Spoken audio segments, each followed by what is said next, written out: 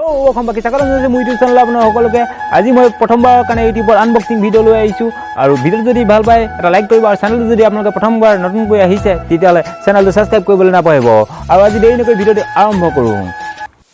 এইটোৱে হৈছে এইটোৱে আমি আনবক্সিং কৰিম এতিয়া। চাওঁ কি আছে ইয়াত।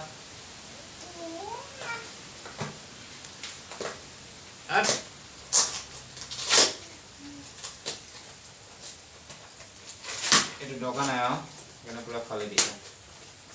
এইটো সম্পূৰ্ণ এড্ৰেছ লেখা আছে মোৰ।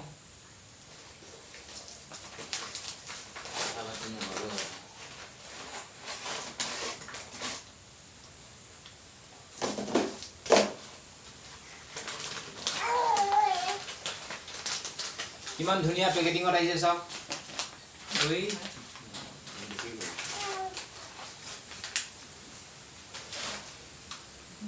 এডাল দেখিছে, এডাল হৈছে চেলফি ষ্টিক আৰু ভিডিঅ' কৰিব পাৰি ইয়াত আৰু আপোনাৰ ষ্টেণ্ডো আছে।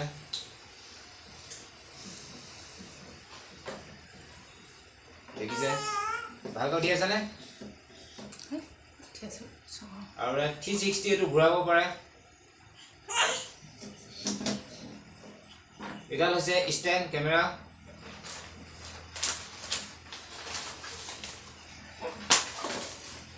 আৰু এইটো দেখিছে বক্স, ইয়াত কি আছে চাওক। কিমান ধুনীয়া বক্স চাওক। ইয়াত আছে আমাৰ